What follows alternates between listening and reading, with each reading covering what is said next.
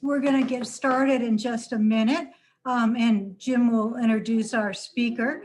And so that we can focus on Tim and his presentation, it might be good if you turn your video off unless you're speaking. And I know Tim's going to be the one speaking.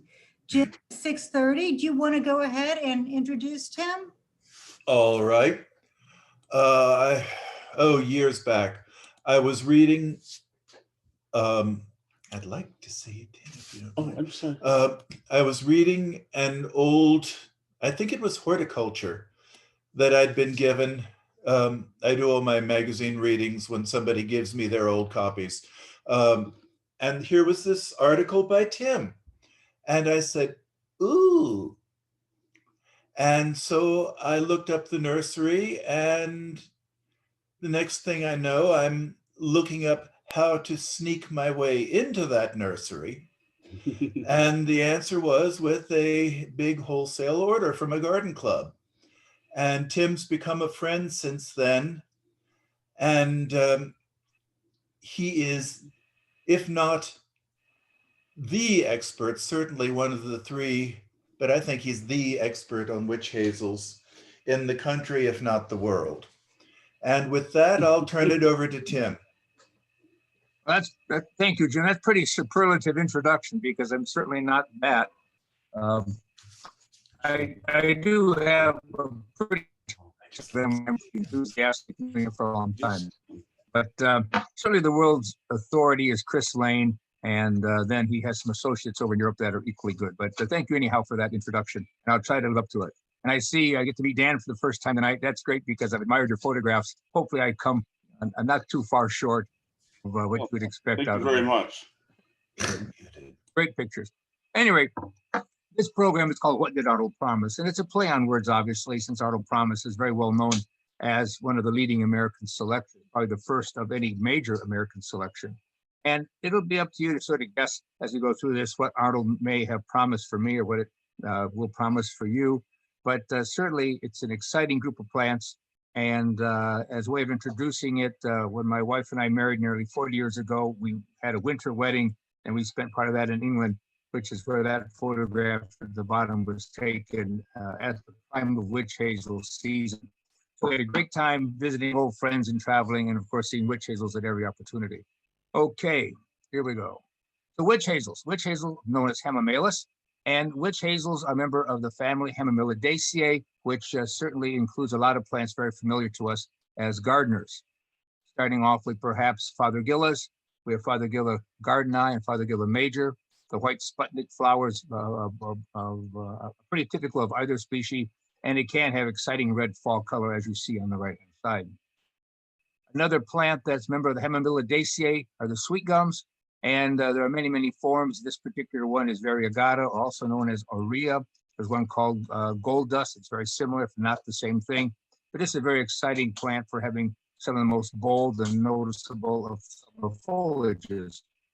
And then one of the most distinct forms new out of Tennessee is probably the most fastigiate of any of the hardy shade trees, or it doesn't cast any shade except pencil-sized shade. But still, it's one of the hardiest of our large ornamental shade trees. Protea persica, an exciting group of plants. This particular one is quite new. This came out of Arboretum Westpolar in Belgium. It's from seed collected in Azerbaijan. It came to me under the name of Red Bull, but that sort of conflicted with an energy drink, they thought, so they renamed it Red October. And Protea is a very multi-season plant. As you can see here, the character of the winter bark is very, very attractive. Unfortunately, many Proteas are not as bold in color as Red October. And then there are others like Vanessa that are yellow, so not as good a color, yellow-orange that is, but they're more upright, so they're not as widespreading. So there's a lot to be gained with Proteas in the landscape, and a lot of new genetics coming in that will give us more options in the future. And then the most exciting of the new Hemimelidaceae is Protea subaqualis. Its summer foliage is green, but in the autumn it turns kind of a burgundy color, and then it becomes absolutely scarlet. It's one of the boldest of all of the Hemimelidaceae when it comes to outrageous color. Right now, there are probably 5 separate clones that have come out of China into the West. The Arnold Arboretum has 2 of the original clones collected about 2004, I think. I have one that came from Japan, from a collector named Nikanori Yagisu. This plant was not really described, was not introduced until 1998. That's when it went to China for the first time. And right now it's on the red list in China. So collecting and export of this plant is currently prohibited even within China. So what are witch hazels? Well, witch hazels represent 5 to 7 species of plants native to North America and Asia. And according to Charles Bragg Sargent, who at the time was the director of the Arnold Arboretum in 1911, he thought that the plants didn't really offer very much to differ morphologically. They're hard to tell apart because they share very similar characteristics of structure, flower, seed, habit, leaves, the whole bit. Chris Lane, who is undoubtedly the witch hazel expert in the world today, he went a little bit further to say that the distinctions, though minor, they can be seen. They can be of assistance in determining what species or hybrid group you're looking at. But they're primarily by geography and habit, by preference of time of flowering, and there are slight morphological differences in the flowers themselves and in the leaves. But I like to see them a bit differently, not quite so scientifically. I like to think that they're unique because they're the only flowering shrubs hardy in the United States that will flower on both sides of our harshest season. And of course, as the snows melt, there's nothing that equals a witch hazel in brightening up that potential what will follow in the spring. So I guess that's part of the promise, is that they indicate what's yet to come. But they've been very uncommon for the most part. When I was in school, I left Ohio State in 1973. We spoke, or the class spoke of Arnold Promise and Brevipedala, and they talked of things like Diane that were coming out of Belgium, but there probably were only 5 or 6 cultivars known at that time. That was only, nearly 50 years ago. But still, it's pretty new. The bulk of the material that's currently on the market today is quite new when it comes right down to plant introduction. So how many are there? Well, looking through a checklist of approved and authenticated names, it's coming out of the Arboretum camped out in Belgium. They list 200 approved names for a registered Hamamelis, and they are the registration authority and probably the epicenter for European introductions. And those 200 cultivars represent differences in flower color, profuseness and size, fragrance, bloom time, habit, autumn color, leaf retention, disease resistance. And then again, as I note, the focus production has primarily come from Belgium and Germany, but England and the USA and Holland have done their share as well. Belgium and Germany have carried the weight as far as new introductions. Hamamelis virginiana is the only witch hazel that's actually native here in the eastern part of the United States. Typically, the flowers are yellow. It's an autumn bloomer. Let's say it comes in roughly around Halloween up until Christmas is sort of a late expression, but they're multi-stem shrubs or small trees up to 30 feet in height, native across the eastern seaboard into the Midwest, coming down from Canada. The flowers are typically small, 1/2 inch to 1 inch. They can be reddish. The flowering date, as I said, Halloween to Christmas, and they may be hidden by leaves, retained leaves. And so that's a negative when it comes down to choosing a plant for the landscape. You want to try to find one that doesn't have leaves, unless, as some people do, and I don't totally disagree with this, sometimes that contrast of the yellow flower and the leaves is attractive. And of course, the leaves rattle all winter, and that's attractive too. It is an understock of choice for grafting, and we'll get into this further along, but Virginiana is the preferred understock. And when you're looking for witch hazels that have been grafted, if at all possible, try to determine that it has been grafted on Virginiana, at least not on Vernalis. And this is Virginiana Ice Queen. This is a selection we made here, which is unusual because it came out of Southern genetics. It came out from a Tennessee source and it has Southern genetics. But instead of just being a November to December flowering plant, this thing flowers late, getting into early December, but it keeps its flower retention right into the new year. And so probably, and I haven't gone out this week to see what they look like after this blast of cold weather and snow, but this plant oftentimes still has visible flower and visible attractive flower retention all the way into January. I named this with Ice Queen. So the flower color is typical of what you would expect from a wild sourced Virginiana. There aren't very many dwarf witch hazels that have been introduced, but Little Susie is such. It came out of Tennessee, named after the wife of Harold Neubauer, a great nurseryman down there. It's stature is quite short, and the internodes are short, but it's extraordinarily floriferous, and it is very, very yellow and profuse. A very large flower. So this is Little Susie, which again is one of those October, November, primarily November. There are forms you could sort of lump them together and call them rubra forms found in the wild. I'm going to show you 5 here that were all found in the wild. There's one that came out of Broken Arrow Nursery in Connecticut that has no name yet, but it's definitely tinted and it's not representative of the typical yellow form. Then there's another one that came out of, this one came out of Rhode Island. Brian Maynard sent me this one, which is much redder, but again, it's not at all with any yellow. And there's a third one that came from Manor View Farm in Monkland that again is unnamed, much more purple. Another came out of the Mohonk Indian Reservation in New York called Mohonk Red, probably the largest flower of them all and one of the strongest colors as far as saturations of color. Of the 5 I'm going to show you here. And then there's Vincent's Red, came from Summerhill Nursery in Connecticut from Mike Johnson. This is more of a bicolor. But each of these represents different shadings. Typically, it's not what you would expect to find from Virginianas in the wild. I've never seen anything like this in our woods, but they are out there. And as just to mention another good selection that's not highlighted in this program, but from Broken Arrow Nursery, there's a great yellow flowering form called Harvest Moon. And it's probably the best of any of the named yellows that we have on the market today. Flowers large, it flowers profusely and without a seed. Of sequencing, I believe, of all of these, Mohonk Red is the earliest to flower. And then Harvest Moon of this group would be right afterwards. But the Virginianas all flower in the fall, and these are the plants that typically get us excited starting around Halloween. I think if our climate was better and we didn't have a shutdown because of severity of winter, we would probably be able to have with our collection some witch hazel in bloom starting with Halloween all the way to Easter every day. If you like this kind of stuff, this is the kind of stuff you're going to like. Witch hazels have not too many variegated selections. I think we have 5. This is one of the more bold ones called Green Thumb, and it's a variegated form of our native witch hazel, as is Lemon Lime, another form of our native witch hazel. So these are the most strongly patterned of any of the variegated, and I think we have 5 now that are variegated. These are 2 of the most strongly variegated. Winter Champagne is a plant that I selected some years ago. It came to us again as a southern seed source from Tennessee, but it probably is a hybrid between Vernalis. And it probably is still in bloom today. So it started well before Christmas. It's extremely fragrant. It has the stature and the growth rate of a Virginiana, not of the Vernalis, but it definitely has Vernalis blood in it. The leaves have a whitish cast at the underside, which is a mark of, can be a mark of Vernalis. So we named this one because once again, it fills a void.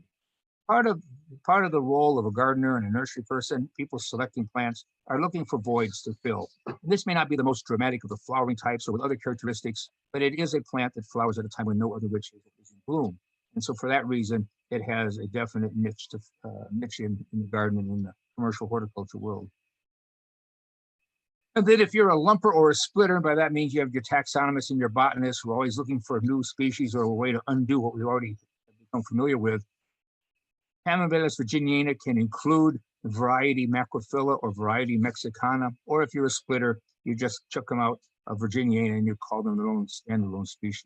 Taxonomists are probably still arguing over this, but still, they are basically, they just have a regional distribution or locale that's sort of out of the normal environs of the rest of the Virginiana tribe. And I have no problem if anybody wants to have a chat, a hand up or a question, because we'll be covering a lot of different aspects here, and you can certainly happy to have Q&A afterwards or some Q&A during, if any of Olivia wants to monitor that. Tim, there have been a couple of questions. Okay, let's pause then. Let's do it. Let's just pause and I'll ask them for you. The very first picture had a picture of Arnold P. that was highly grafted. Is there any gain to that kind of graft? There was a nursery no longer doing this called Carlton Nursery, and they were out in Oregon.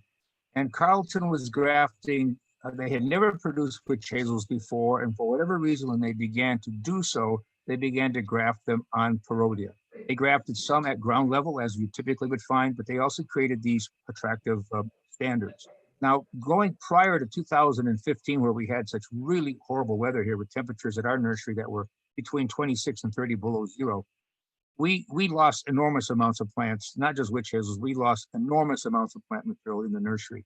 One of the plants that got hurt really badly was Perodia understock, or Proteas in general, and these witch hazels grafted up on these standards were clobbering. And at some point, maybe not just because of our losses in 15, but just because of feedback across the country, Carleton decided to stop producing witch hazels altogether. So the advantage is you've got it up there, you'll get that attractive stem. I'm not quite sure if the plant, as a plant gets older, if you're going to get a big contrast between a very thick, so not bulbous, but very thick and stocky trunk and a more diminutive top. I don't know how that's going to age. But the thing that I would encourage Carleton to consider, because we talked about this a lot, was that maybe they weren't using the right cultivar or provenance of Perodia. Some of these Perodia that we're growing today, like we grow one called, not Golden Bell Tower, Persian Spire. Persian Spire for me has not been hardy, whereas Golden Bell Tower and Vanessa have been hardier. Some of these new genetics coming out of Azerbaijan and elsewhere might represent more durable forms. And so I think it's worth considering going forward with Perodia understock. So I guess that's a long-winded answer to your question, Olivia. Yeah, and then then that was from Jim. The other question was, have you tried Perodia subequalis? As an understock? I think so. Not as an understock. No, we're growing a Perodia subequalis. We certainly are. And to that end, just as an aside, I mentioned that there's only 5 known clones that left China. The first to leave China went to Japan via a friend of mine who I was in school with, named Mikanori Agisu. And Mikanori found a way to get cuttings of that into Tennessee to Don Shadow and Harold Neubauer. And so 3 plants were produced. One went to Don, one went to me, and one went to Ozzie Johnson down in Georgia. From that plant that I received, I've been propagating now well over 10 years, the plant that I refer to under Agisu's collection number. The Arnold Arboretum has 2 magnificent plants that Peter Del Tredici collected actually in the wild, and they're growing in the Arnold, along with a plant that I provided of Agisu's growing side by side. And according to Peter Del Tredici or staff at the Arnold, I'm the only person who's ever requested propagation material from the 2 at the Arnold. Not to say that others might not have, but they have no records of that. Then there were 2 more. One went into Europe and became the primary clone developed and propagated and sold in Europe. And then the 5th plant went into a private garden owned by Roy Lancaster in England and has never been released. 2 years material from it and from the other European clone. So again, the long-winded answer is there are 5 clones. We now have either 2-year-old plants or older established plants of all 5. And it'll be our goal to represent those 5 under the names that they came in under and try to see if there's any advantages. As far as grafting on them, the plant's too rare and too new. No one has ever, to my knowledge, ever tried to graft on them. And then another question came from Kathy Jentz, where you had mentioned earlier about appreciating the blooms, and sometimes the leaves get in the way of appreciating the blooms. Can you talk a little bit more about leaf retention and which cultivars shed the cleanest? Leaf retention sometimes is inherent to a particular cultivar or clone. If it's an individual specimen, until it's propagated, has not really been cloned or is not a cultivar. So you might find seedling types that are never going to be without leaves, and others right next to them from the same mother plants may be clean. So sometimes it's a genetic issue. Other times it becomes a factor of vigor. If they've grown very vigorously, they haven't shut down early, the leaves sort of get stuck on there a little bit longer than usual. Sometimes it's a factor of juvenility. To explain that a bit, the many young plants before they reach a physiologic maturity, it's not so much chronologic aging, but it's physiologic maturity. Many plants that have kept or are still in a juvenile phase of their life will have leaf retention, and they may drop leaf retention after they become more mature. And lastly, I was reading in Chris Lane's book, and we'll get to his book a bit later. Chris mentioned that sometimes he feels that leaf retention could be initiated or enhanced or minimized perhaps by the understock that it's on. Since these are all seedling grown understock and there's nothing that's been cloned, so we have an exact replication of characteristics with every understock that we use, he thinks that some of these plants that just tend to be leaf holders inherently pass that along to the plant that's being grafted onto it. I don't know that that is the case, but it's interesting to think about it. That perhaps is a master thesis candidate for a project for somebody. That's helpful.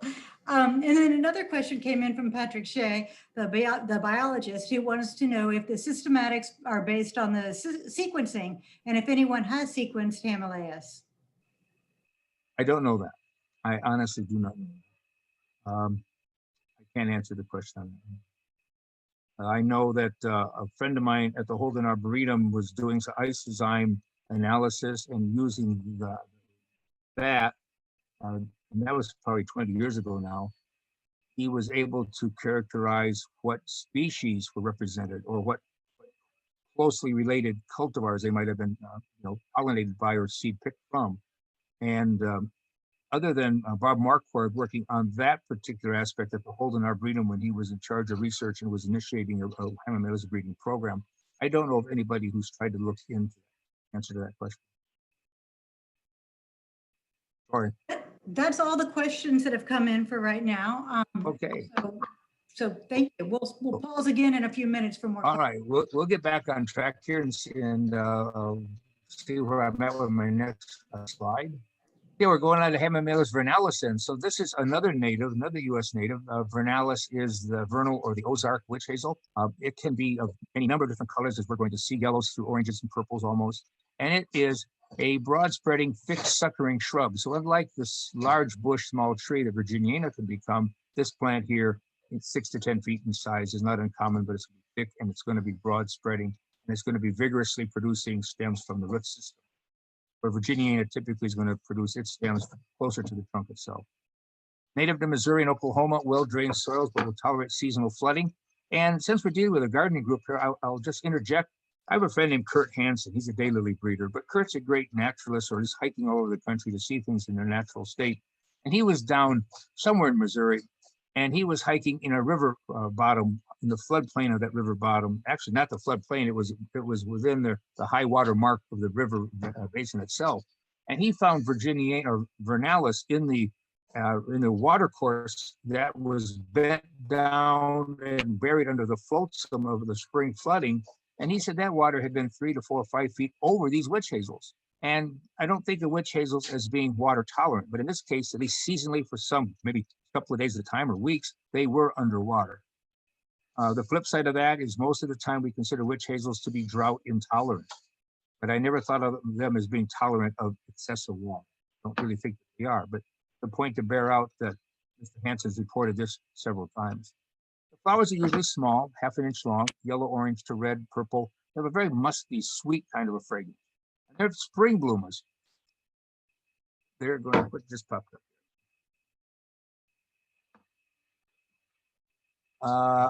I have a note here that says start my video. Do I have to do something here, Olivia?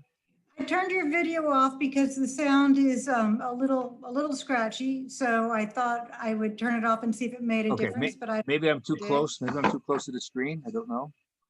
Maybe because when we did our test last night, your sound was again. So it's sometimes not being used to how this thing presents itself because getting close to a microphone or away from it helps with that. So let me just stand back here, 2 feet, 18 inches, and see what happens.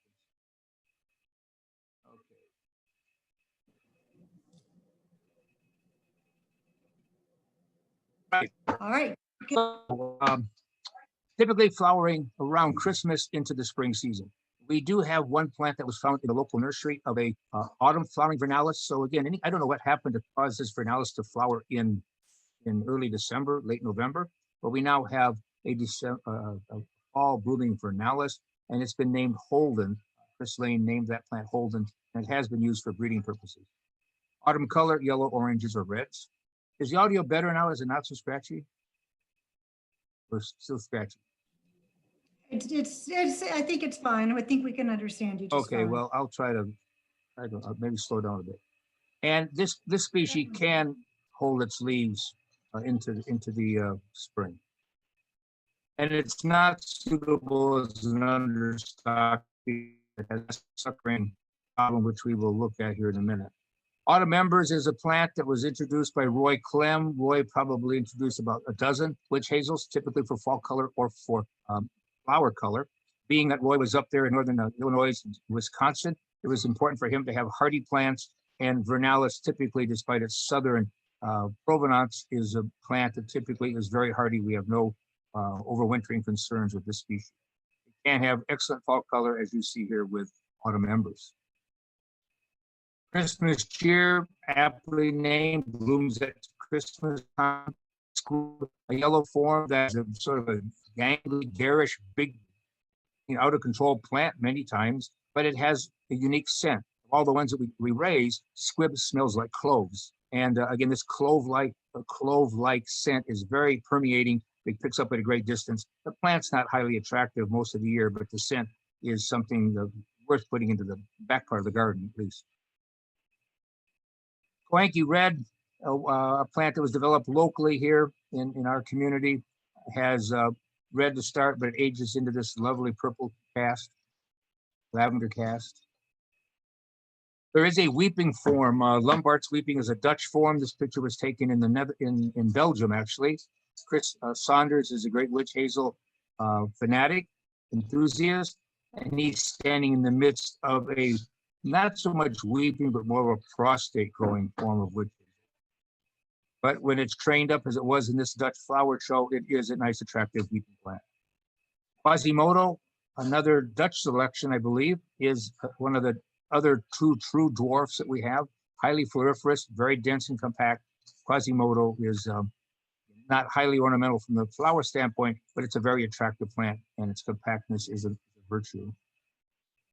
This is one of the more exciting plants that has come to our attention in the last few years.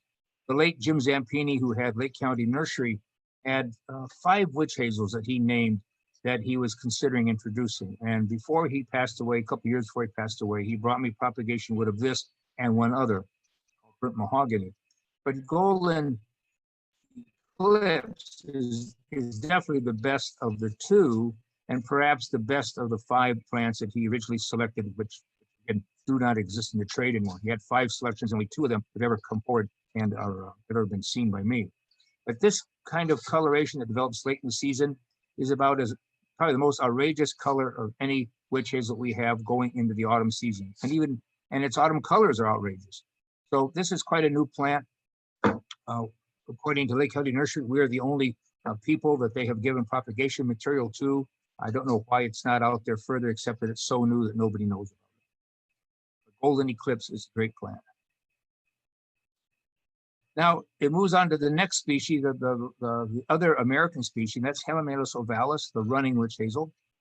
And the running witch hazel is a small tree up to 15 feet high, and it also we've seen growing as a mat no more than 18 inches high.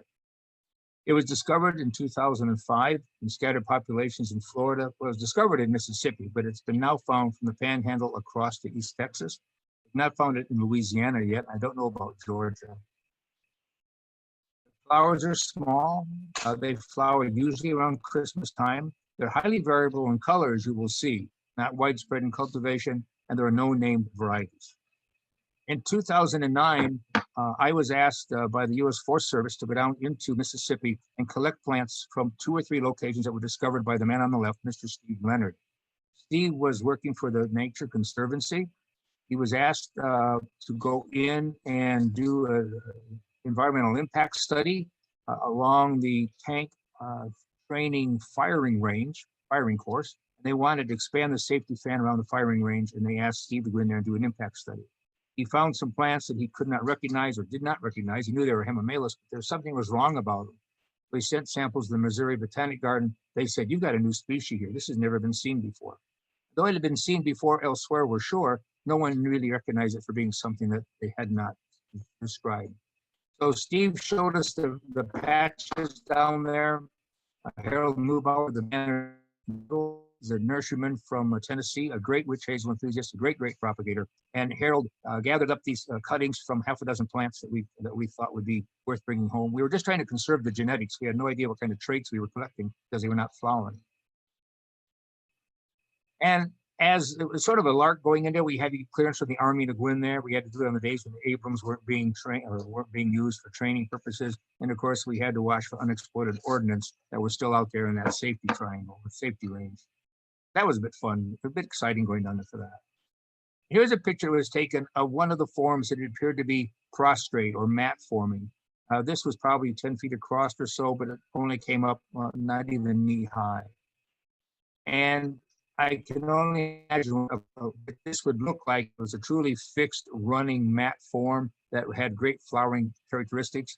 So as we go forward with these witch hazels, yes, we have to graft them just so we can get them established. But eventually I'd like to be able to have them on their own roots so we don't have to worry about understock issues. And so if indeed the plant's going to run and produce any type of a colony, that it has a chance to do so. What I'd really love though to have is this form here with great colors. I can just imagine it flowering at knee high and just spreading out like a, like a juniper would spread out kind of thing.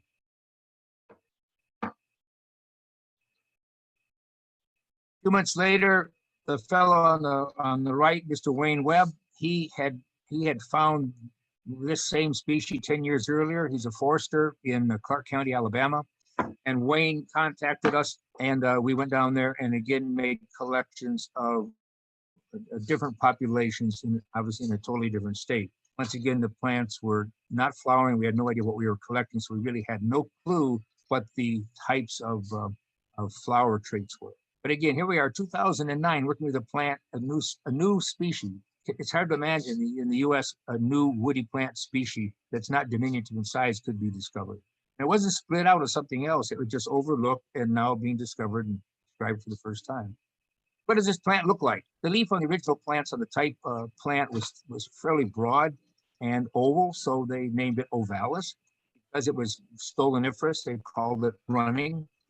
And yet we found some that aren't quite as stoloniferous. We found some that have very long leaves, almost like mitten shapes. So they're not all consistent. A lot of morphological differences. Flower colors. Here's an example of an awfully good red. There's another. Oh, okay, fire away. Is this one that your nursery is offering? We are right offering now? it, but again, what we're trying to do, we're not trying to graft them, we're trying to root them. We're trying to root them. And we had about, I think we had about 15 to start with. We probably have about 5 different clones at this time. There's no cultivar names, about 5 different clones. And right now, we're trying to only do them by cuttings. We'll get into the problems or problematic approach to producing by cuttings a bit later. But to answer your question, we are starting to raise, but I have nothing in production that looks like this plant right now. I mean, this was a good photograph. It's not been doctored. It's just a good photograph. But we are raising ovalis, and right now, my personal goal, as you will see from some photos coming up soon, I would like to have somebody in the field, in the fields down there, because this is in a fairly narrow strip of land, or a fairly narrow latitude, about 100 miles up from the Gulf of Mexico, stretching all the way from East Texas to Florida, as I said. And within that group of specimens, and they're very isolated, I would love somebody to get in there and make selections for the best habits, the best morphology, the best type of flower traits, and eventually have these out there to use either as a resource as is or as a resource for breeding. So I think this is part of the promise of witch hazels, is we have this to look forward to. And as soon as I can get production up of something that looks this good, then we'll probably be putting a name on it, or at least having some sort of bulking up and release. We do raise it. We do raise ovalis, but it won't be necessarily this good. Okay, here's another ovalis. This picture, as the last picture and this one, were taken in Mississippi at Camp Shelby. That's where they were taken. This picture was taken in East Texas. Rick Lewandowski, who is the curator or director, perhaps, of Shangri-La Botanic Gardens. Rick, you may know him from having been at Mount Cuba for years and the Morris Arboretum before that. Rick has worked a lot with the flora down there in East Texas, and he gave me this photograph earlier this year showing the diversity in flower color that he has found in the populations of East Texas. That's pretty darn good. And this one here I really like. And he just sent me propagation material of this plant, this very plant. We have cuttings in the fridge right now that we're going to be grafting as soon as the understock warms up. That's a great color. And he said so far they found about 10 plants that look like this in the wild. Again, there isn't any witch hazel that I've ever raised who has this as their inherent color. We have plants that fade in this direction. We don't have anything that flowers to start off. They'll senesce this way, but I haven't seen anything open. And then another picture that was sent to me this week, I'm sorry this is so small, but it was a small picture. This is some sort of a leafcutter ant carrying off a petal from one of the Hamamelis ovalis in East Texas.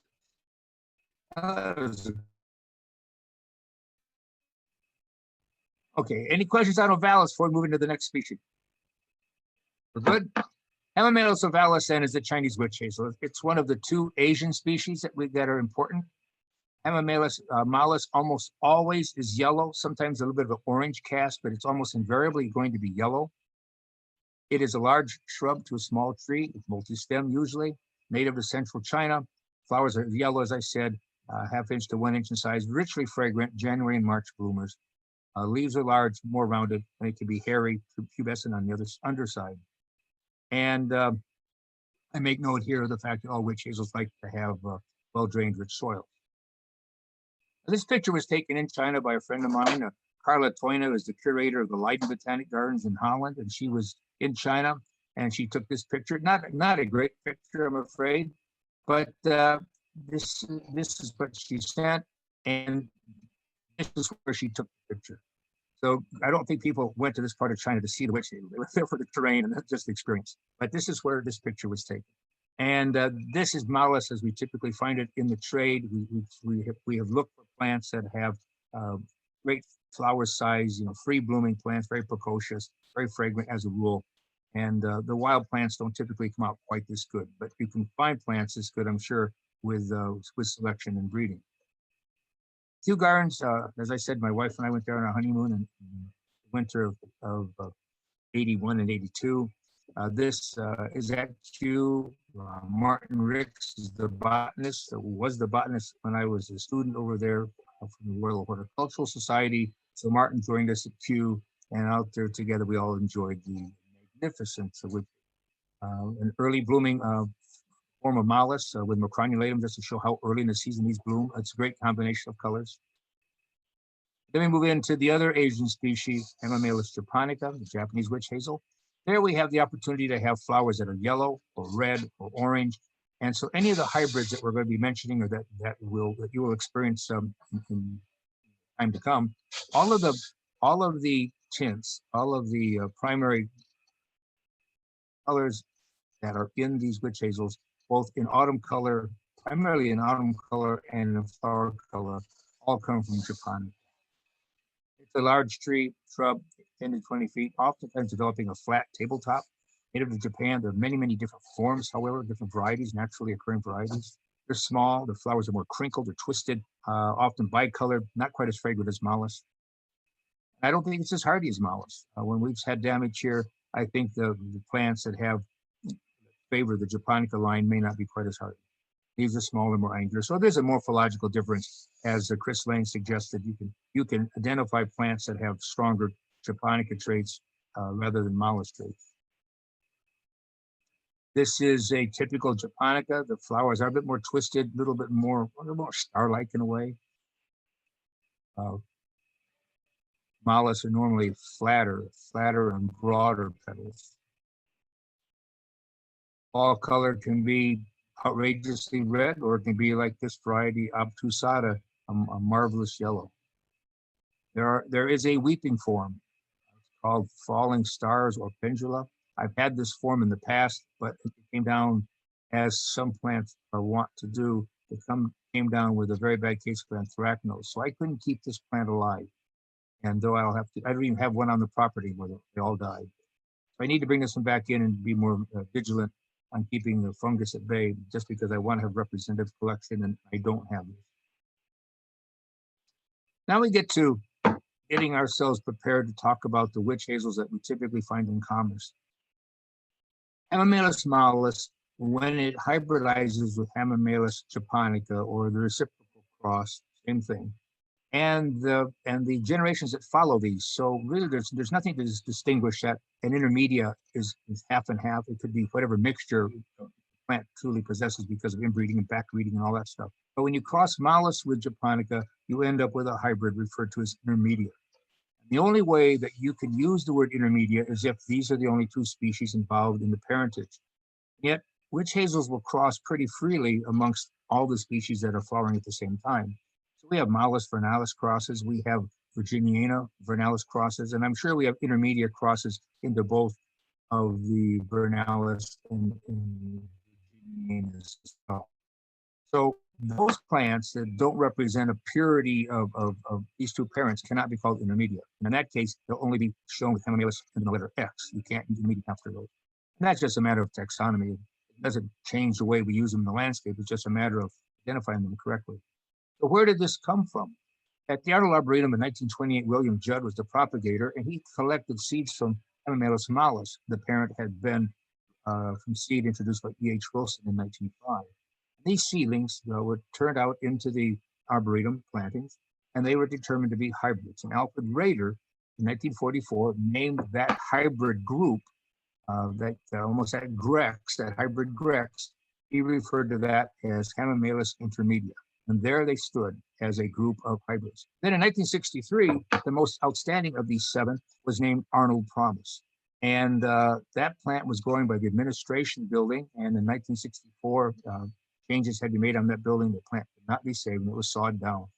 It had reached 30 feet in height. And that may be typical of its potential. Certainly it was an old plant.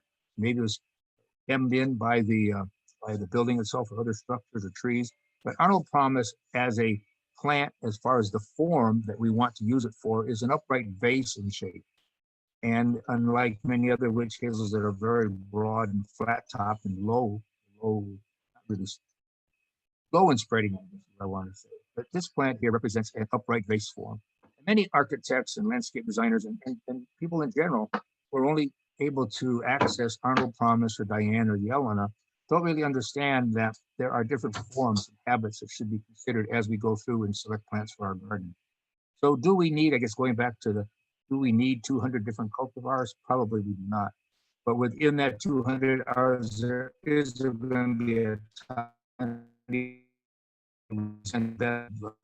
traits and the habits and the fragrances and the leaf retention and disease. Absolutely. We need more than 3. I'm not sure we need 200, but they're all fun. And my premise is if you're by one witch hazel and it's the right color for you, there's no wrong witch hazel. Okay. At the same time, or virtually the same era that this was happening at the Arnold Arboretum, there was a property in Kamptout, Belgium, that was owned by a nurseryman named Anton Kort. And after World War II, that area had been heavily fought over during the war. The nursery had fallen on hard times, and at some point it was bought by Robert the builder, and I'm not sure if he was married to Yelena or Jelena, as we would say. Not sure if they were married when he purchased it, but Robert was doing very well in the time and used his money and his philanthropy to establish an arboretum at this location. It became known as Arboretum Kamptout. Yelena was a Slovenian lady and just a phenomenal powerhouse in her own right. And they established a fantastic garden there. They established a school of sorts, not really a school, but a place where people would go and work. And so Tracy DeSabato Aus, the author that we read many of her books here in this country, Tracy was a student there. I think Claire Sawyer was there. I think Halle Shumitsu was there. So a number of people who early in their careers passed through Arboretum Kamptout. But they found at Arboretum Kamptout in the old plantings of Anton Kort, they found the same thing had happened there that had happened at the Arnold Arboretum. Maybe Kort was actually doing some hybridizing, one does not know. But their Hemimelis japonica, in this case, a rubriform, crossed with some sort of malus, and a lot of seedlings were produced, an enormous number of seedlings. And these seedlings, I'm up ahead here. So when the builders got it, they began to utilize the facilities at Kamptout, but they needed more land. And so they moved to an adjoining property or nearby property, and they created Arboretum Heimelreich. Heimelreich is where the majority of the Belgian witch hazel hybrids are actually sown, or the seeds were sown and the selections made. Here's Yelena or Madame the Builder in the collection. And here is one of the proteges, one of the students who had worked there as well, Mikanori Agisu. one of Japan's leading botanists at this time, having discovered well over 50 new species of plants from his work in China. Phenomenal individual, and he has contributed a lot to the wealth of not just witch hazel knowledge, but just plants in general. A lot of epimediums. There's a new daphne he's introduced under his own name. It's been named. It's a daphne with yellow flowers as big as the head of a rhododendron. Phenomenal. Not hardy here, but Mikanoi is part of the Arboretum Kampfdelt Belder clan. So now we're getting out of the US, we're getting out of Europe, we're getting these amazing hybrids, we're getting into popular in gardens. These pictures were taken in England, but again, the winter garden in England is blessed with the fact that it has more diversity and opportunity than ours do, at least here in Ohio. But the one thing that we share in common is the ability to grow witch hazels and display them very well. And so witch hazels of all sorts are appearing all through the gardening world during this period of time, particularly going to the 70s and the 80s. And eventually, it was time for someone to step up to the plate and talk about what we were doing. And who was that person but Chris Lane? Here's Chris Lane with Madame the Builder. He had the good fortune of working both with Robert the Builder and Madame the Builder. And after spending a number of years doing so, he created what is still the definitive book, now long out of print since it's published in 2005, excuse me. But Witch Hazels is Chris Lane's treatment on the subject. Chris still is gathering information, hope someday to reprint this book. But right now, he's just finished a book on wisteria, and he's finished a book on cherries, flowering cherries. So he's a pretty multi-talented guy. But he is the guy that explored witch hazels and put them into print for all of us to read about. And in there, he talked about a number of factors. And we're going to look at the grafting side of things in a minute. And the grafting, just to simplify it, is using a particular understock of a compatible rootstock and grafting onto it a desired scion, a clone, a cultivar, and creating this graft union. Now, this is an exaggerated graft union, and it's actually of a magnolia. It's not of a witch hazel. But the goal is to get a compatible union that will allow us then to generate plants that can be reproduced and grown well in our nurseries and landscapes. But problem with the grafting, I go back to the mention earlier that vernalis is the wrong choice. I assume you can graft witch hazels of any species on any other species. That doesn't seem to be the issue. But when you put them on vernalis, and here's an example of a young vernalis, you get an enormous amount of proliferation of new shoots from the base of the plant. Now, Virginiana can do the same thing as well. And the goal of you as a gardener and me as a producer is, as we have this kind of problem occur, don't just cut them off at the soil line. Get back there and excise them right from the point of origin if you can. Because if you leave any kind of a stub there, it just gives more buds the chance to grow thicker after the fact. So we don't want to use vernalis because it has a tendency to just do this in an overwhelming manner. And here are examples of vernalis understock developing around the base of a tree. They're no longer just confined to the base of the trunk as they might be for Virginiana. And Virginiana will sucker, to be sure, some worse than others, but still it's usually controllable, containable.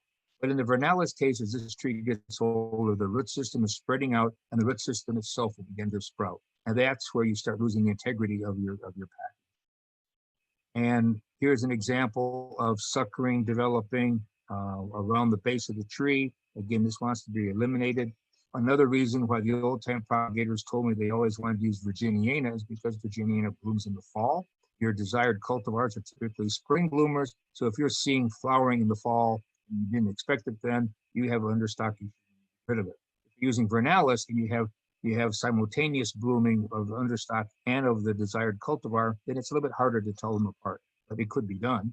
It's just Virginiana allows you the option of saying, yep, I know this has got to be wrong. But if it does get away from you, and this blue tag right here is what remains of the desired plant that we started with, this plant was completely consumed and overgrown, and I don't know if this died first or was choked out second.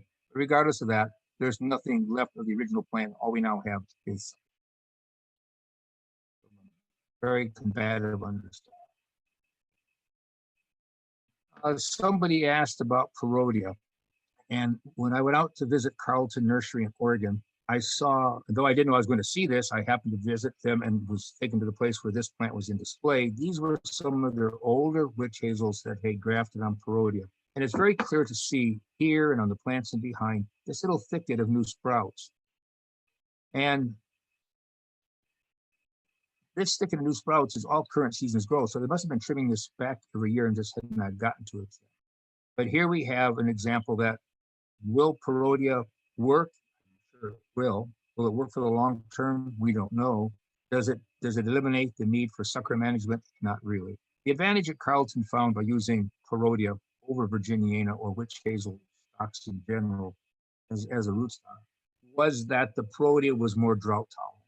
But Chris Lane, our good friend back in England with the National Collection of Hamamelis, is now, because of what he's experiencing some extended summer droughty periods in Kent where he lives, he's now losing a lot of his witch hazels and he's replacing them with plants grafted on Parodia.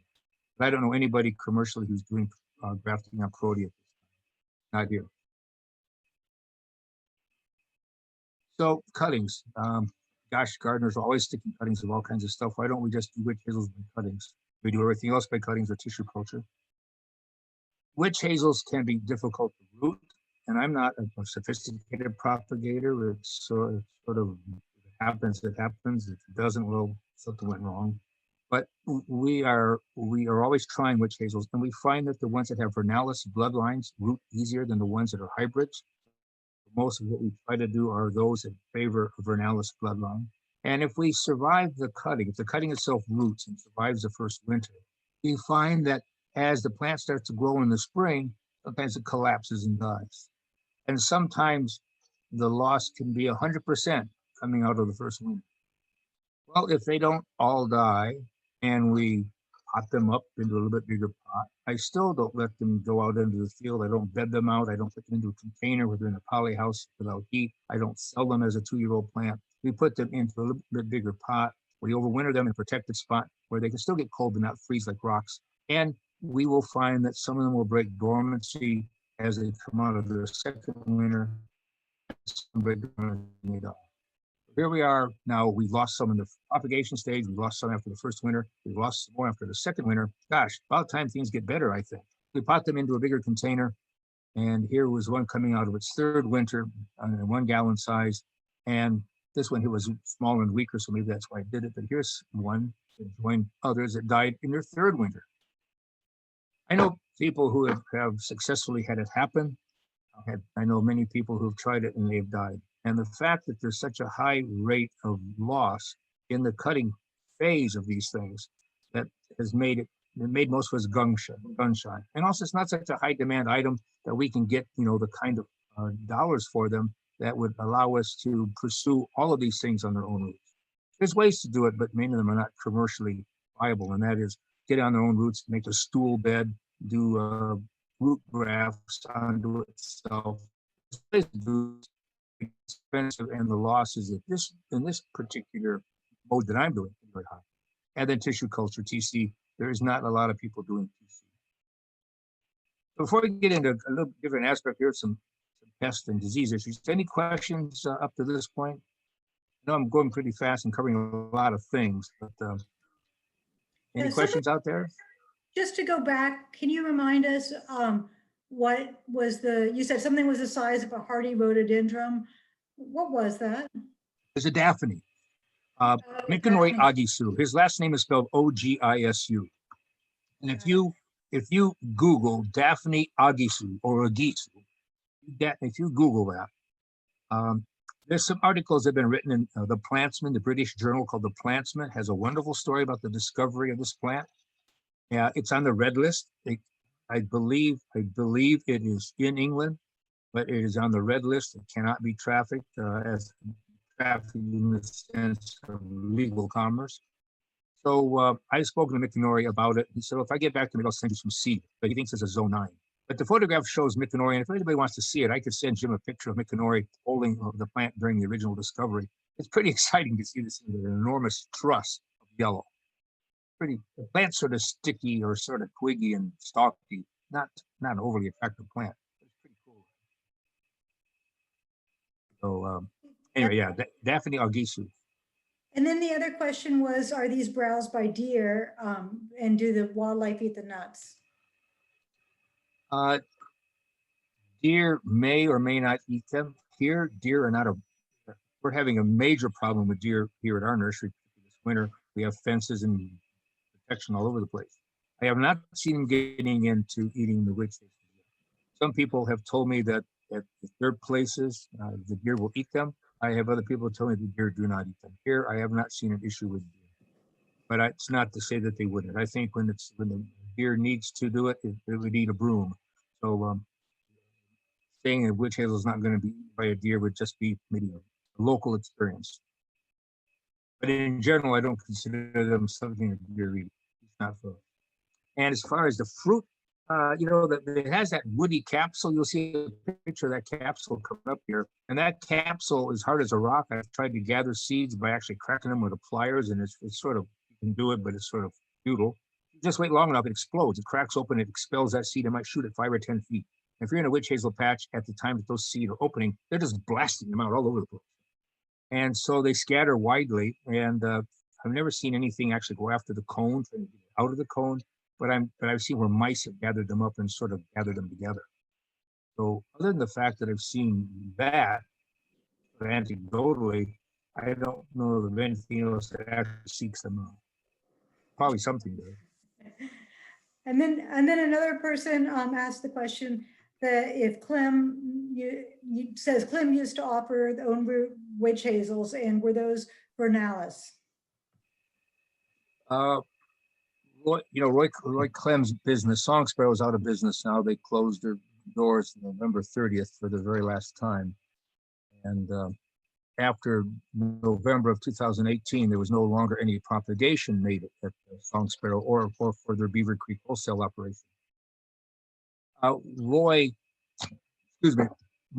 of the plants that Roy selected, and he had another friend up there named Jim King in Aurora, Illinois. He and Jim selected perhaps about a dozen witch hazels. And as far as I know, they were all vernalis types. Now, in his last list, I saw that he had Brevipedala, which is not a vernalis. And he also had, I think he had Ice Queen in there. He had Cohanky Red in his last list. But those had some vernalis blood in them. So primarily because of hardiness issues and probably rootability issues, Roy favored vernalis type. That answer the question? Those are all the questions we have for now, so thank you. Okay, so this is powdery mildew.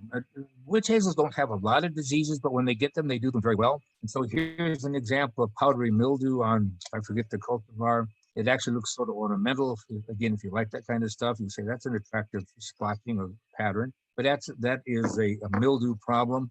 And here's an example of the same plant later in the season. It's also a leaf retainer, unfortunately. So now not only does it have dried leaves, it has leaves that have sort of like plaster kind of a coating on it, coloration.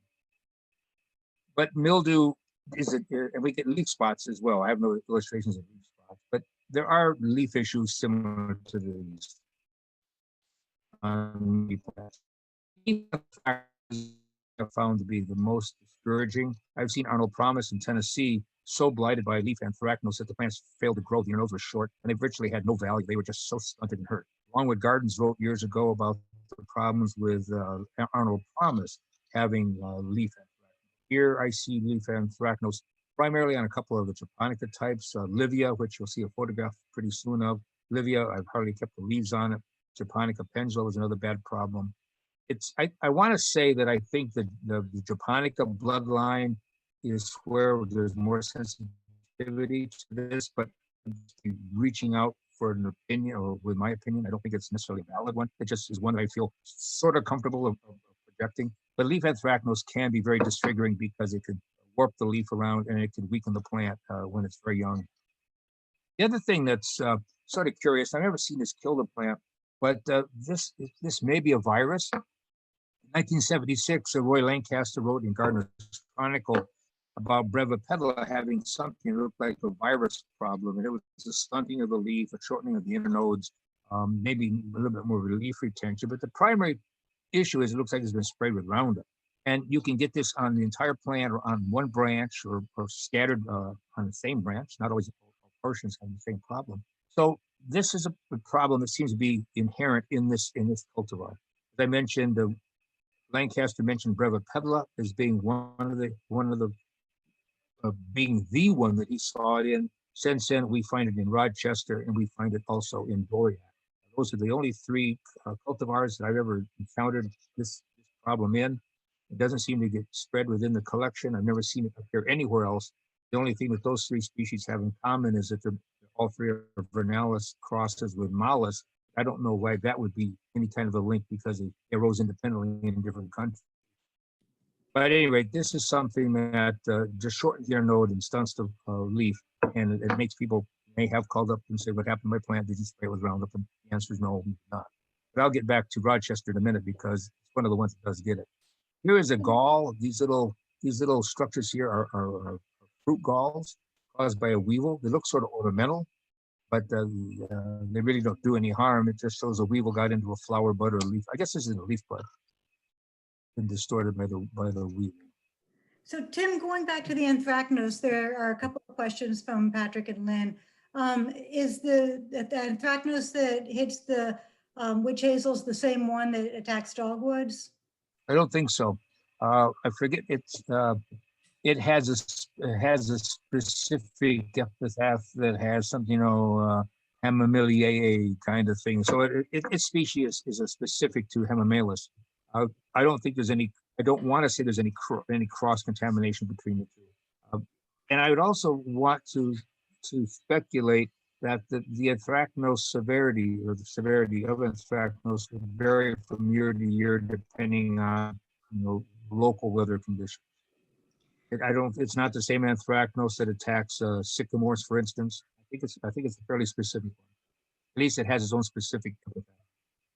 And then someone wanted to know if Japonica pendula wanted to suggest how to prevent anthracnose on Japonica pendula, and someone else has Westerdale that has leaf anthracnose. Is there a treatment or a way to prevent anthracnose?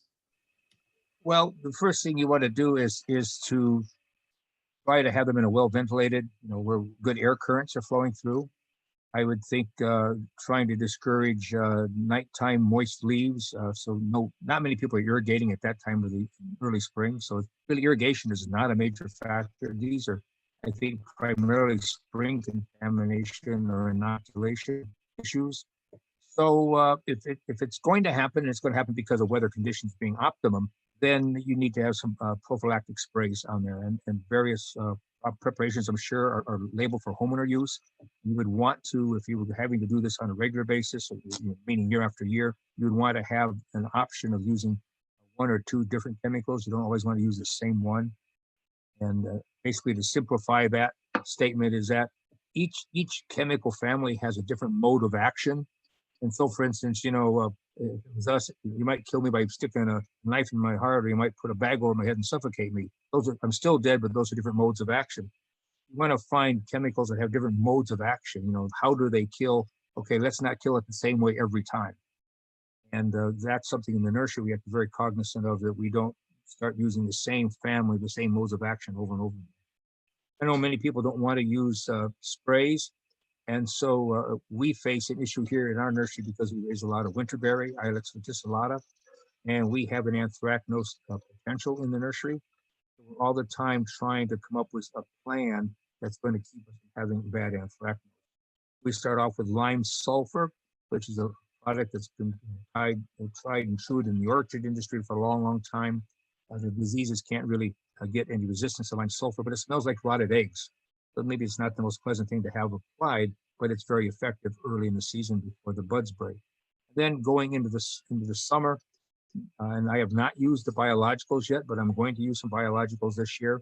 There are some newly created biological type fungicides that allegedly will work on. They're specific. They may not work on all types of fungi. We are being told of several that would work on our types of Ilex infect. So again, trying to move into something that's sustainable and organic. Fungicides have to be used. You might be able to find some basically green alternatives. I think that's the only answer as far as how to improve the quality of the plants you already have. And then there's one more on the subject, which is, does Ilex verticulata carry anthracnose? There's been an enormous amount of time spent by a researcher, a plant pathologist at Ohio State University named Francesca Hand, Dr. Francesca Hand. Francesca has worked at our place in several of the last 5 years or more. Now on her second graduate student program, helping getting this through. There is and stand corrected on this, but the complex that we refer to as anthracnose really may involve 4 or 5 different species of fungi. And these fungi definitely can be a problem with the fruit. And the problem is that those fungi, they have shown, can overwinter on diseased fruit that fall to the ground and re-inoculate from those diseased fruits, from the mummies that they look like mummies in the spring. And they can also overwinter in the lenticels on the twigs, on the rough parts of the bark. So they can overwinter right on the plant and then just begin to germinate and inoculate as the season progresses. The other thing, as far as the problem with winterberry, is fruit rot. Anthracnose for us it manifests itself as a problem when the fruits are maturing. We cut the fruit, and as we get out there to do so, we find that the fruit has gone black. And to me, whenever I think of fruit rot, and this is a misconception when it comes to winterberry at least, I've always thought, well, the plant, like a banana, it got too ripe and it rotted, or an apple got bruised and it rotted. But that's not the case with winterberry. Though winterberry can be bruised from, let's say, hail and be more vulnerable to rotting, the actual anthracnose organism has been shown to enter the fruit via the flower. So at flowering, these spores fall on the pistil and they go down inside the ovary, and there they remain dormant until some physiologic trigger towards the end of the season causes them to manifest themselves and turn to berry black. So this is not something that's occurred as far as preventing it late in the season. You have to prevent it at flowering time, which presents a problem because at flowering times when we have our pollinators working. So that's why the need for an effective biological that is pollinator safe is very important. So how does that apply to witch hazels? I would think, again, timing is important. You're going to use it as a prophylactive. You're going to put it on while the conditions are right. You may need to do it every 10 days during that window where vulnerability exists. And that's going to be based on rainfall, probably humidity. I have not sprayed my witch hazels for anthracnose, so I swear if I put some of them back in there, I'm going to have to someday. I'll just take my spray unit when I'm doing the holly and drive over there and give them a blast, I guess. Okay. Good questions. I haven't had to go in this direction before. It's good stuff. Are you asking all these questions by chance, Jim? You trying to help me here? A variety of people. It's not just Jim. So it's okay. All right. So are we ready to roll? We sell a lot of our witch hazels bare root in the spring when they're young, but typically they're grown in containers, or in this case, picture taken back about 1979 at the Hillier Arboretum in England. Bald and burlap is how the larger specimens are done. They have a sort of a funky root system. It's sort of high. As I said, they don't take water or drought very well. They're coarse and fibrous, but at the same time. So they have an interesting root system if you're actually physically handling the root system. I think at this point, we're beginning a bit of a, this is not a full A to Z by any means. By golly, I never would do that to you, but I think we're going to look at a highlight of some of the cultivars that are out there. This is amethyst. This is a seedling that we generated here a long time ago. We sent it to England for evaluation, and eventually Don Shadow in Tennessee had me come look at some witch hazels he had just bought from a Dutch nurseryman. He says, this is a really nice witch hazel, and I'm going to call it amethyst. But it turned out that the guy in England had shared it with a guy in Belgium, a guy in Holland, who had propagated a whole bunch and sent them to Don Shadow. So even though I wasn't prepared to select this particular one because I had 3 I was evaluating, amethyst it is, and amethyst is a good plant. Got a great color, has great fall color as well. Amethyst is probably one of our most called for witch hazels.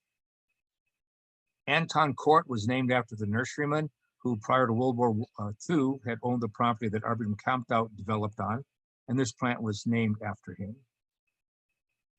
Aphrodite is a wonderful burnt orange.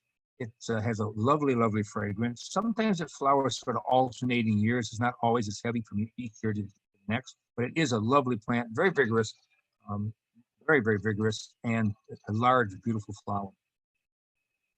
Arnold Promise, again, the picture I used at the beginning, Arnold Promise here as a standard grafted on Perodia, upright vase in its shape, fragrant, very lovely. It's a good plant, good plant. Here's close up of Arnold Promise, and then its fall color can be very good as well. Aurora, if I had to list the top 5 for fragrance, I know I'd put Aurora in there. I'd put Squib in there for its uniqueness. I would put Pallida in there. I would put Rochester in there. I'm not sure what I'd put for the 4th. After a while, it becomes too muddled. But Aurora has one of the longest petals of any witch hazel, and it has the most lovely, spicy, just the scent. Many of these scents are hard to describe, at least to the layperson they are. And this is one of my favorites. We've only had 2 people come to our nursery and not like the smell of witch hazel. Both were men, unfortunately. Everybody else has some varying degrees of appreciation of it. Some say, well, I can't smell it. Others just sort of swoon over it. Amethyst, which I showed you earlier on, was hybridized by the Holden Arboretum with the Vernalis that flowered in November. So somehow this Vernalis got completely out of whack. Its genetics were somehow crossed up, came to me as a seedling Virginiana and was not correctly labeled. And so Vernalis Holden was used as a parent to create a hybrid with Amethyst to create B. Holden. And I had this plant probably for 20 years before I just was so impressed by the fact that it flowers at Christmas time. It's not the most outrageous for the summer or for the spring bloomers by any means, but it's definitely one of the very, not the very best. It is the only one that flowers at Christmas time. And again, it fills a niche. It fills an extremely important niche. For those of you who live in a climate that is more favorable, where you can get out there and enjoy your gardens in December and early January, this plant's going to please you. And there isn't any other that does it. That's Beholden. Barmstead Gold is a German plant. Certainly it's going to be in the top 10, I think. Someone recently sent me a photograph of a plant in the U.S. Botanic Garden. You can see the Capitol in the background. And here was this plant of Barmstead Gold. Now, there were a lot of suckers in there, and I sent a note down to the curator saying, you know, this picture is great, but it's got a lot of suckers developing. Get them pruned out. But Barmstead Gold, a stunning, stunning plant. Rich color, long-lasting flower. It's a good choice.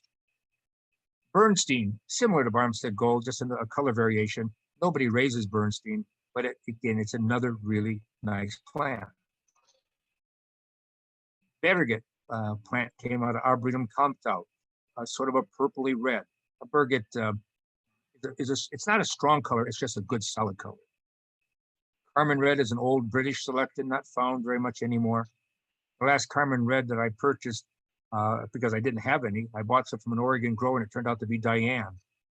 And again, having things mislabeled in the trade is not uncommon because there's very few authenticated collections that you can go to. And I'll just interject right now.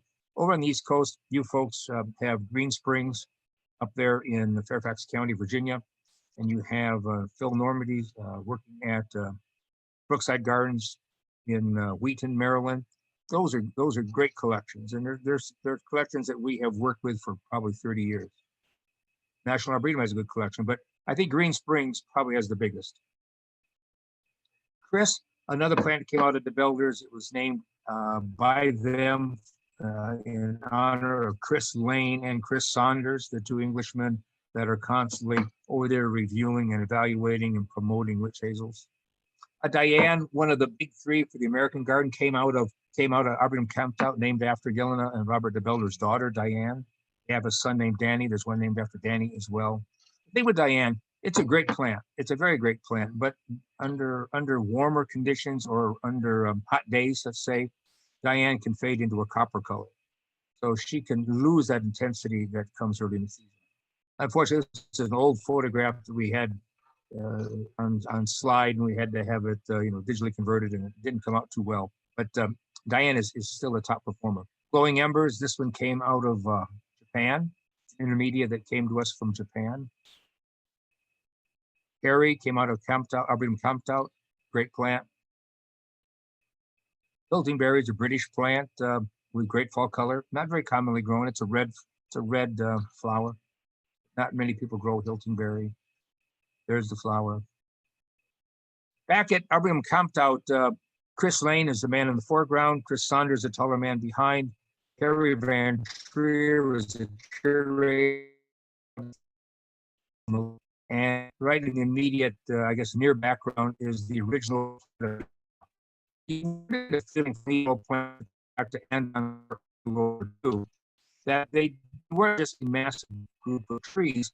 They were, my internet connection is unstable. What's that going to do to us? It's got a flag. I'll keep on. Anyway, they come up and they're sort of horizontal, sort of flat top. And there's Yelena again. Big one. Great plant. Very, very good choice. Livia came out of Arboretum Camptout, one of the reddest. For us, it has been one of the more problematic for having anthracnose problems, but it's a great red. Moonlight, an old, I think, British selection again, not very commonly grown, but it's an old one that you can still find. Orange peel, a big tree of stature, quite upright, beautiful color, came out of Camptout Arboretum. Orange Encore is a selection I made many years ago. The plant flowers extremely late. It's the absolute latest flowering of any witch hazel we produce. Here you can see it with Cornus Florida. We've also seen it in bloom with Halesia. It's very, very late. And it is sterile, so it doesn't produce, very, very rarely does it produce any seed. For the most part, it's male sterile, doesn't have any stamens. And somebody asked recently, was this plant female sterile? Well, not completely, because it has produced some seed, but it has a long lasting carriage because it lacks, since it doesn't get pollinated, it doesn't really have any reason to give up. It sort of hangs in it for a long time.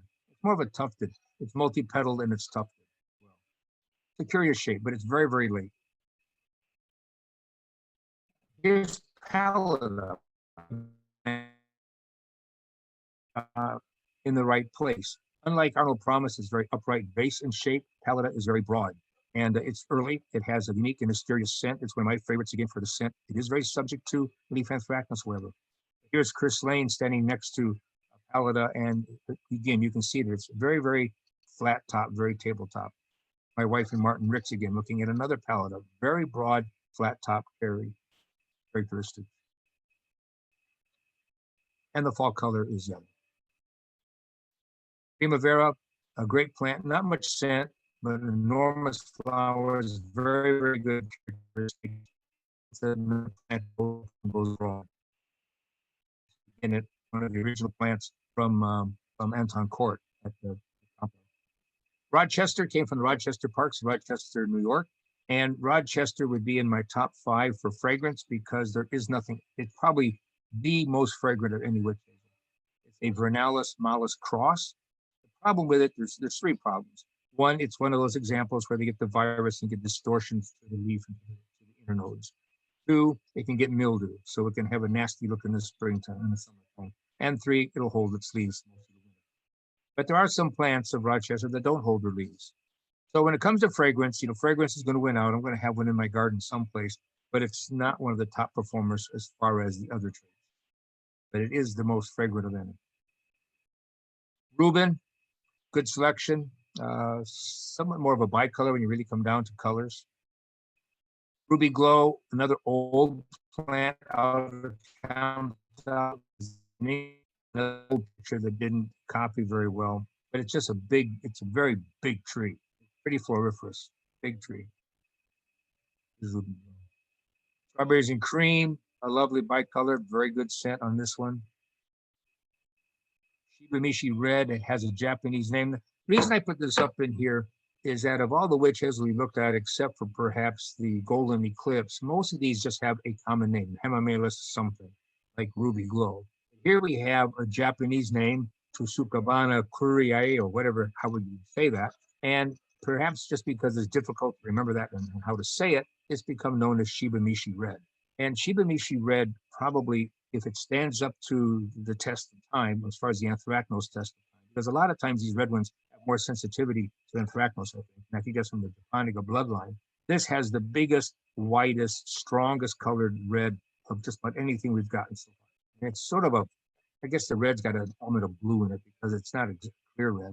But still, this one here may be the one that could possibly push Diane out of her prominence, except Diane's going to be a clearer red. This is going to be this heavier, sort of a bluish red. Twilight, great plant, sort of bicolor again. Vesna, another one of these sort of burnt orange, sort of apricot colors. Westerstedt, I consider it sort of a German equivalent to Arnold Promise. It's very similar in its form and flower, more upright vase. And one that I think is going to be in the top 10 of anybody's garden again in commercial is Wisley Supreme. Early, some years it's in flower, long before now. Big flower, very fragrant, has no blight problems, has very few leaf retention problems. It's a mollusk, it's clean. It's just a brilliant plant. And I think Wisley Supreme will become one of those benchmarks that everybody someday will want to use. And that's the last of the official slides, because now we go to, what did Arnold promise? Well, for me, every time they flower, I'm celebrating another anniversary of being married to my lovely wife, Sonia. And again, it's always, for me, an opportunity to celebrate the fact that we're getting through the winter, spring, and all of its glories, at hand. So for me, there's a lot of symbolism in Arnold Promise and Witch Hazels, and I hope for you that you get an opportunity to step outside and find yourself standing underneath or amongst some witch hazels and enjoying the fragrance at a time of year that only they can provide. So thank you very much for the opportunity to address you, and if there's other questions, I'm happy to do that. Tim, that's been wonderful. There are a couple of questions. Any experience with big tree form, Lauropetalums, more drought tolerant than Himalaya? I don't think Lauropetalums will work for us. I don't know anybody who's raising them. So I've had no experience with that plant in any environment. It's certainly not here. Okay, and then does Arnold Promise get a leaf blight? Yes, I don't, as a rule, I don't raise Arnold Promise. We have some plants here just because we need to have it. But in my collection in my stock block, where I have at this time 60 some different varieties, usually 2 of each, and some of the plants, I had 80 at one time, 82 actually. Excuse me, but in 2015, when we got that terrible temperature on the 21st of February, we lost half of our patch. We lost some witch hazels that were 30 years of age. And in there, I have Arnold Promise, and it is heavily blighted every year with anthracnose. And yet in the right environment, it's a fantastic plant. And so one reason that I don't spray in that stock block, again, it's sort of it's an evaluation block for me to go in there. And though I haven't done this as far as getting out there and sort of documenting all the different things that could be documented in an indicated collection, but I just go in there and I say, I need to get out here on July 1st or on August 1st, whatever it is, and start saying, what do the plants look like? What are the leaf conditions? But Arnold Promise last couple of years has looked pretty nasty as far as leaf quality. But it's in a corner by the woods. There's poor circulation of air there. Probably partly because of location.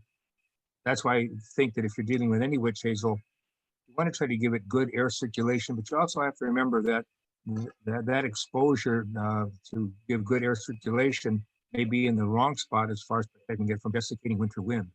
Though most witch hazels, when they get into below freezing temperatures and the ice up or frost up, they can do that for a week or two. For the most part, they're going to rebound unless they have dehydrated.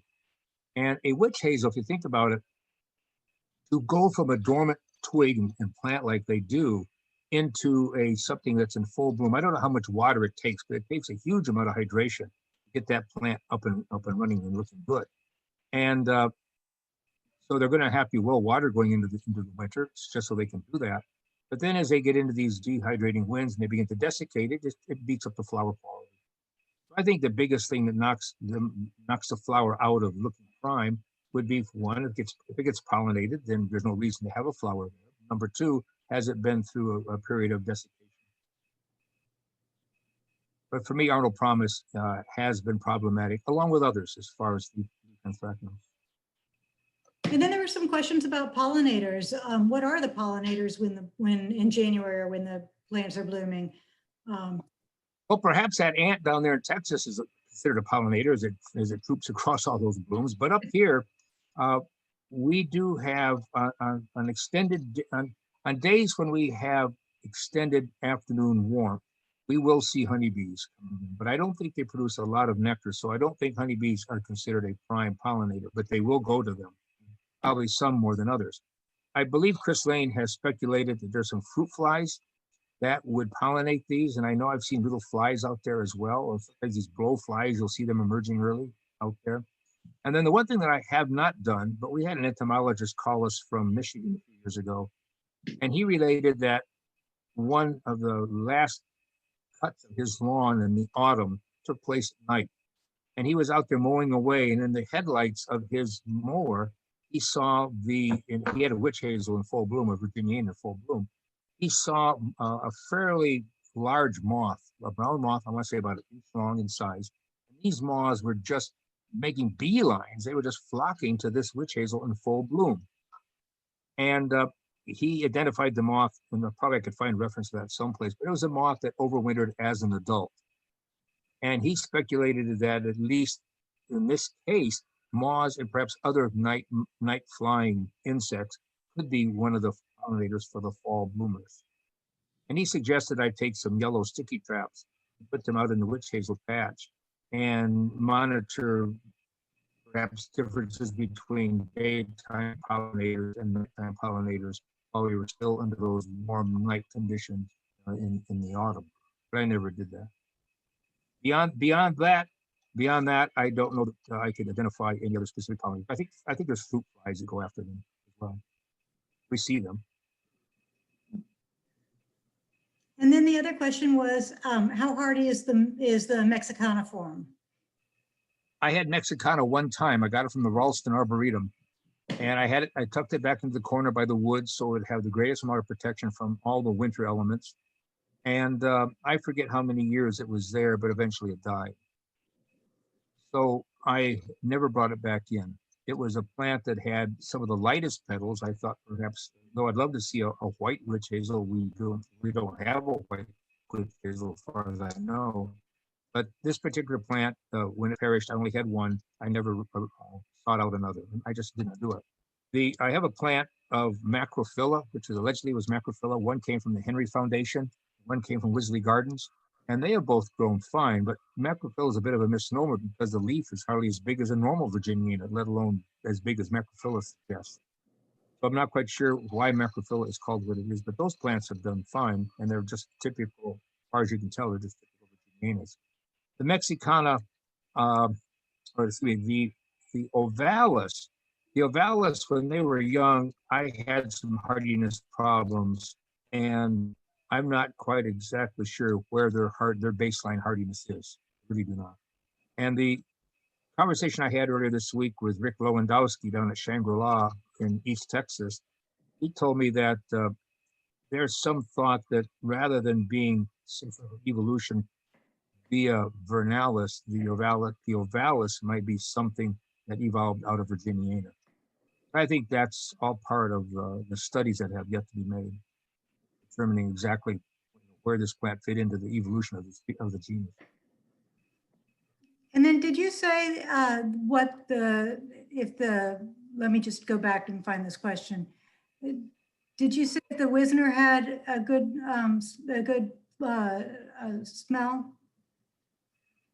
Is that the question? Yes, Wisley Supreme. Wisley Supreme has a very good scent. It's a very good plant. It's really a stretch to say that that all witch hazels have equally good smell. That would not be true. There's some that are very faint, like Primavera is a stunning plant for floral display. To me, it has a very limited smell, hardly any. But then again, I've had people, as I said, come in and smell some of the stronger ones and not even relate to it, even pick it up. So it's got to be a very individual thing, sense of smell. But Wisley Supreme to me is a good one. I'm not quite sure where I'd put it in a top 5 or 10 grouping. I like too many of them too well to try to get too specific. But I know someday where we have actually started a website which is called What Did Arnold Promise? And my goal there is to find the time to have photographs of all of the witch hazels that we know of, have them there, have some phenology charts, have some disease sensitivity charts, have enough information there about culture and just about performance in general that makes that site valuable as a turn-to location. But I just have not had the time to, I've taken a lot of photographs, but I just haven't had the time to build the site or have it built for us and write the data that has to be written for it. I just haven't had time. Well, we'll look forward to a time when you do. There are a dozen plus thank yous in the chat box for all your efforts in reading and communicating. So we offer you all of our thanks.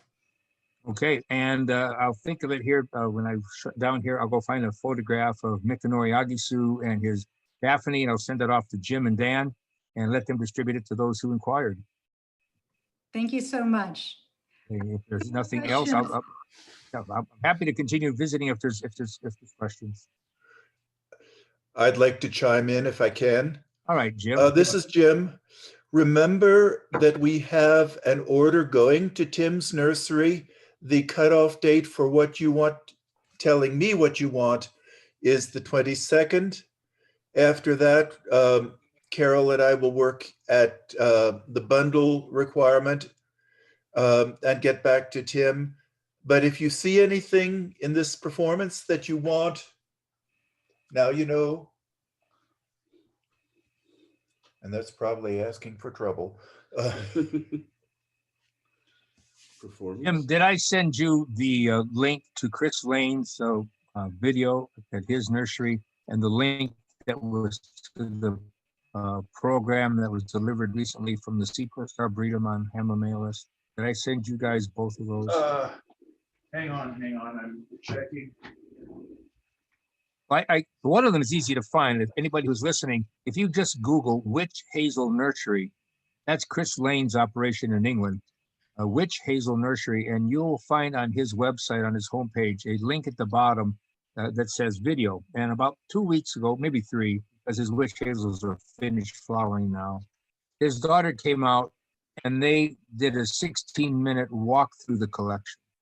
And it's pretty lovely. The amount of flower he has there is just incredible. He does a little bit of anecdotes about where he got something and its importance in the scheme of things. But gosh, when you look at Chris's nursery, or he has the definitive collection in Europe of Hamamelis.